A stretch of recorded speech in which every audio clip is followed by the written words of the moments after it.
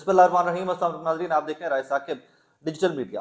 नाज़रीन, आजकल मेरी तरह आप लोग भी जिस महफिल में, किसी दोस्त के घर, किसी रेस्टोरेंट में, दावत पर, कहीं पर भी बैठे होते होंगे, तो पाकिस्तान डिफॉल्ट कर रहा है कि डिस्कशन चल रही होगी। अब इस डिस्कशन के बाद बहुत सारे इंटरेस्टिंग पॉइंट्स आते हैं।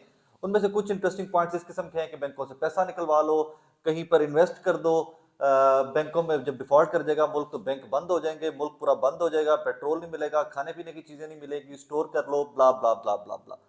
मैं इसकी थोड़ी सी मोटी मोटी तफसील जो मैं कुछ समझ सका हूं अभी तक, मैं वो आप लोगों के सामने रख देता हूं कि मुल्क डिफॉल्ट करते कैसे हैं। देखें, कोई भी सेटअप चलाने के लिए भी नीड मनी। घर हो, मेरी ज़ात हो, आपकी ज़ात हो, आपका पूरे घर का सेटअप हो, आपकी ऑर्गेनाइजेशन का सेटअप हो, you need money for that. अब पैसे आते हैं कहाँ से? जिस तरह आपने मार्केट से कोई चीज़ खरीदनी है, आपने स्टोर पे जाना है, तो उसके लिए यू वर्क, आप जॉब करते हो, बिजनेस करते हो, वहां से पैसे आते हैं, वहां से आप चीज़ें जाके खरीदते हो उस इनकम से। इसी तरह पाकिस्तान या कोई भी मुल्क हो तो ये भी तो एक सेटअप है ना, एक निज़ाम है। आपको ऑयल चाहिए सऊदीया से, यूएई से, आपको तेल खरीदना है, तो उसके लिए you have to have money, आपके पास पैसे होने चाहिए। अच्छा, अब वो पैसे, या आप खाने पीने की चीजें इंपोर्ट करनी है, आपने आपने सर्जिकल इंस्ट्रूमेंट इंपोर्ट करने हैं, मशीनरी इंपोर्ट करनी है, गाड़ियों के इंजन इंपोर्ट करने हैं, मोटरसाइकिलों के पार्ट्स इंपोर्ट करने हैं, तो you have to have money. आपने किसी दूसरे सेलर से, दूसरे मुल्क से कुछ चीज खरीदनी है, तो आपके पास पैसे होने चाहिए। अब इसके लिए एक मोटा सा क्राइटेरिया बना दिया गया कि सुपर पावर अमेरिका था, उनकी इकोनॉमी स्ट्रांग थी, तो डॉलर को एक इंटरनेशनल करेंसी बना दिया गया, with the passage of time बन गया कि जी डॉलर्स के थ्रू आप ये सारी ट्रांजेक्शन्स कर सकते हैं। मतलब पहले आपने डॉलर कमाना है, फिर आप खर्च कर सकते हो। अब कमाना कहाँ से? आपने दो तरीके होते हैं कमाने के। एक तो आप में हम लोग पाकिस्तान से बाहर जाते हैं, हम वहां से काम करते हैं, हम डॉलर पाकिस्तान भेजते हैं, ठीक है जी, एक तो तरीका ये होता है। नंबर टू, आप यहाँ पाकिस्तान से बैठ के सॉफ्टवेयर बनाते हो, चीजें बना के कपड़ा बनाते हो, एक्सपोर्ट करते हो, बाहर के ममालिक को बेचते हो, तो वो डॉलर आता है आपके मुल्क। अब इसके एंड में टेक्निकल चीज ये है कि क्या जो आप चीजें बेच रहे हो और जो लोग आपके पाकिस्तानी बाहर से आपको डॉलर भेज रहे हैं, वो इतने हैं कि आप पाकिस्तान की तमाम जरूरियात पूरी कर सके? तो बदकिस्मती से जब से पाकिस्तान बना है, इसका जवाब है नहीं। हमारा खर्चा बहुत ज्यादा है, हमारी इनकम बहुत कम है। इनकम के मैंने आपको दो तरीके मोटे बता दिए हैं। एक तो रेमिटेंस है, जो पाकिस्तानी बाहर बैठे हुए पाकिस्तान को डॉलर भेजते हैं। नंबर टू, आपने यहाँ से एक्सपोर्ट्स करनी है, आप यहाँ चीजें बनाते हो पाकिस्तान में, you sell it to other countries, आप बेचते हो, तो वहां से जो डॉलर आते हैं उनसे फिर आप अपने मुल्क का निजाम चलाते हो। अनफॉर्चुनेटली पाकिस्तान की तारीख के अंदर हमेशा यही हुआ है कि हमारे खर्चे बहुत ज्यादा हुए हैं, हमारी इनकम बहुत कम हुई है। एक्सपोर्ट्स के ऊपर लोगों ने काम नहीं किया, अपने ह्यूमन रिसोर्स पे काम नहीं किया, लेबर पे काम नहीं किया, blue collar and white collar workers के ऊपर काम नहीं किया, जो बाहर जाकर पैसा कमाकर भेज सकते थे। अब पाकिस्तान फिर उसी वर्ज के ऊपर आकर खड़ा हुआ 2023 में। हमने बहुत सारे मुल्कों और बैंकों के कर्जे वापस लेने हैं, जो हम लेते रहे माजी में अपना मामला सिस्टम चलाने के लिए। हमारे पास उस हिसाब के पैसे नहीं है अब कि हम वो कर्ज वापस करके रोल ओवर या आगे से नए कर्ज ले सकें। अब इसके अंदर एक सिचुएशन आ जाती है, आपने मुल्कों से पैसा लिया हुआ था, आपने बैंकों से पैसा लिया हुआ था, दोस्त ममालिक से लिया हुआ था, ये वो एंड ऑल दैट।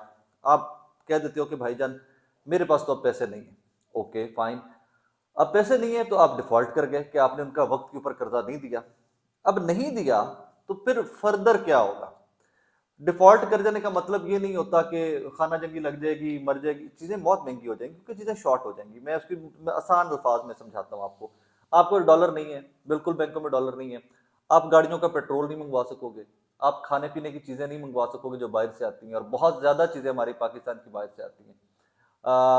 आप कोई भी इस तरह की चीज, गाड़ियों का इंजन नहीं आएगा, टेक्सटाइल इंडस्ट्री के पार्ट्स नहीं आएंगे, ताकि इंडस्ट्रीज बंद हो जाएंगी, क्योंकि आपकी हर बड़ी इंडस्ट्री, कोई भी इंडस्ट्री जो चल रही है पाकिस्तान में, उसके पार्ट्स तो हम इंपोर्ट करते हैं ना, चाइना से आ रहा है, बाकी मालिक से आता है।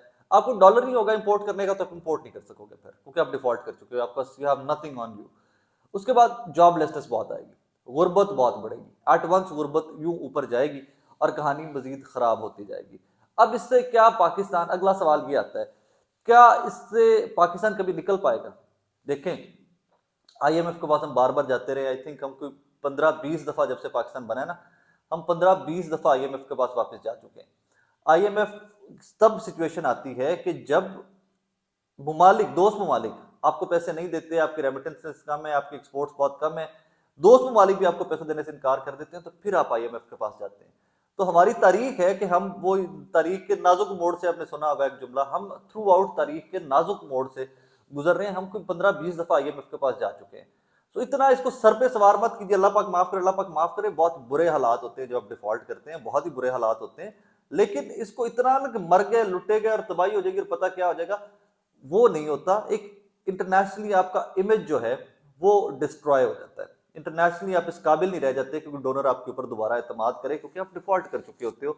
You are not a good manager कि आप अपने एक्सपेंस कंट्रोल नहीं कर सकते, तो इस वजह से आपको दोबारा कर्जे मिलने में और उस मामले में बड़ी मुश्किलात पेश आती हैं। अब इससे बेल आउट का तरीका कार क्या होता है कि आप निकल कह सकते हो। अभी रिसेंटली स्पेन जैसा मुल्क डिफॉल्ट किया, निकलते कैसे हो आप? निकलेंगे आप इस तरह कि फिर ये आईएमएफ और बड़े ममालिक जो है ये आ जाते हैं, क्योंकि उसके बाद क्राइसिस तो आएंगे, गुर्बत बढ़ेगी, जॉबलेसनेस बढ़ेगी, उसमें फिर जब लॉलेसनेस बढ़ेगी, चोरी डकैती कत्ल बढ़ते हैं क्योंकि गुर्बत बहुत हो जाती है। तो उसके बाद आगे कहानी कैसे चलती है कि फिर इंटरनेशनल पावर्स जो हैं दे स्टेप इन, वो आती हैं कि जी पाकिस्तान अल्लाह कभी ना करे। मैं मिसाल देता हूँ, श्रीलंका जी डिफॉल्ट करके, अब इसको इस सिचुएशन से निकालना तो है ना हमने, वरना इसकी मैं तो मोटी सी मिसाल देता हूं, तो नहीं निकालते आप किसी मुल्क को फंसे हुए को, तो इंटरनेशनली पूरी दुनिया के अंदर ही उसके वो आएगा ना, असर आएगा। लोग गैर कानूनी तौर पे बॉर्डर्स क्रॉस करेंगे, आपके फर्स्ट वर्ल्ड कंट्रीज में वहां पर भागने की कोशिश करेंगे, जिंदगियां बेहतर करने की कोशिश करेंगे। तो फिर इंटरनेशनल पावर्स के जो बड़े ममालिक हैं, बड़े बैंक्स हैं, बड़े फंड्स हैं, वो स्टेप इन करते हैं कि जी ह्यूमैनिटेरियन कॉज है, इंसानियत को खतरा है यहाँ पर, तो अब हम स्टेप इन करते हैं। वो स्टेप इन करेंगे तो वो बड़ी मुश्किल शर्तें शरारतें रख देते हैं आपके सामने।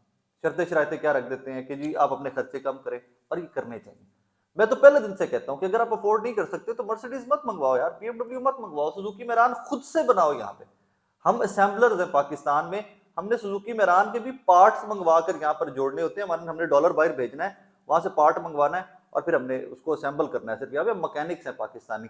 इंडिया को देख लीजिए कि बेहतरीन गाड़ियां, हर चीज वो अपनी वहां पे बना रहे हैं। यही वजह है कि उनके रिजर्व देखिए और हमारे रिजर्व देखिए। अब आगे आ जाइए तो आपको कोई चीज मिलेगी नहीं। फिर आईएमएफ स्टेप इन करेगा, वर्ल्ड बैंक स्टेप इन करेगा, बड़े मुल्क स्टेप इन करेंगे, वो आपके साथ बैठेंगे टेबल के ऊपर कि यार ये मैं आपको मिसाल देता हूँ कि जी जुनैद साहब ये चीजें हैं, पाकिस्तान को जुनैद साहब बना लीजिए, मुझे आईएमएफ बना लीजिए। तो मैं जुनैद साहब के साथ बैठ जाता हूँ कि जुनैद साहब आज के बाद आप गाड़ियां इंपोर्ट नहीं करेंगे, आप इसके ऊपर बैन लगाएं कि आपके पास डॉलर है नहीं, आपके पास पैसा है नहीं, तो आप लग्जरी गाज क्यों इंपोर्ट कर रहे हो? जैसे अभी 160 मर्सिडीज शहबाज शरीफ साहब इंपोर्ट कर रहे हैं, ऑल दैट इजाजत दी उन्होंने इसको इंपोर्ट करने की। आप ये ऑयल इतना इंपोर्ट करेंगे, आप ये चीजों के ऊपर कट डाउन लगाएंगे, आप सिर्फ वो चीजें इंपोर्ट करेंगे कि जो सिर्फ ह्यूमैनिटेरियन कॉज है, जिसके ऊपर लोगों का जिंदा रहना इंपॉर्टेंट है, जिनका इन्हसार इस चीज के ऊपर है कि लोग जिंदा रह सके, ह्यूमैनिटेरियन क्राइसिस ना आए, इस तरह का कोई इंसानी वाकया ना बन जाए, इंसानी अलमिया ना बन जाए। आप सिर्फ वो चीजें करेंगे। फिर आहिस्ता आहिस्ता मुल्क मेहनत करते हैं, स्टेप पैरों पे खड़े भी हो जाते हैं, लेकिन एक दफा कुछ सालों के लिए बहुत ही बुरी हालत हो जाती है। मैं इस पे दोस्तों को अक्सर मिसाल दिया करता हूँ वर्ल्ड वॉर्स की। अगर जर्मनी और जापान अपने पैरों पे खड़े हो गए थे कि यहाँ तबाही उतर गई थी, हर चीज खत्म हो गई थी, और वो ममालिक फिर पावर्स बने, इकोनॉमिकली इतने स्ट्रांग हुए, उनकी मोशत इतनी तगड़ी हुई, तो फिर यार ये हम किन चक्रों में पड़े हुए हैं? हम मेहनत क्यों नहीं करते? लोगों को ये क्यों नहीं बताते हो कि यार मेहनत करके हम इन क्राइसिस से निकल सकते हैं, हम अपनी मुल्क की बेहतरी कर सकते हैं? तरीका बताओ। हमें ये नहीं बताओ कि आपने चावल स्टोर कर लेने हैं, गंदम स्टोर कर लेनी है, बैंकों से पैसा निकालना है। Don't tell us that. हमें ये बताओ कि भाई डिफॉल्ट क्या होता है, इससे बच कैसे सकते हैं, पाकिस्तान कैसे तरक्की की राह पे जा सकता है, कैसे आप और मैं मेहनत करके हमेशा के लिए साग डार साहब, मिफ्ता साहब, असद उमर साहब, इन तमाम लोगों की ये डिफॉल्ट वाला जो मामला है इसको खत्म कर सकते हैं। इनकी पॉलिसीज कितनी भी थर्ड क्लास हो, लेकिन पाकिस्तान इकोनॉमिकली इतना स्ट्रांग हो कि हमें डिफॉल्ट की तरफ ना जाना पड़े, हमें आईएमएफ और वर्ल्ड बैंक के दरवाजे के ऊपर बैठ के भीख ना मांगनी पड़े। बस ये थोड़ी सी मिस इन्फॉर्मेशन थी, तो आई थॉट कि मुझे कन्वे करनी चाहिए। इस पे मैं थोड़ा सा मजीद इसको सिंप्लीफाई करने की कोशिश करूंगा, अभी थोड़ी जल्दी में था, लेकिन इसको मैं थोड़ा मजीद सिंप्लीफाई करके इंशाल्लाह आप लोग तक पहुंचाने की कोशिश करूंगा कि डिफॉल्ट करना होता क्या, और उसके साथ मिसालें भी कोशिश करूंगा कि आपको जरा इकट्ठी करके दूं कि कौन कौन से मुल्क डिफॉल्ट किए और उसके बाद प्रोसेस क्या था, कब वो वापस स्टेबल हुए। पाकिस्तान को दुआ में याद रखा करें, हो सके तो मुझे दुआ में याद रखा करें, सबको एक दूसरे को दुआ में याद रखा करें। दुआ ही है जो पाकिस्तान और पाकिस्तानियों को सबसे ज्यादा जरूरत है। Thank you very much.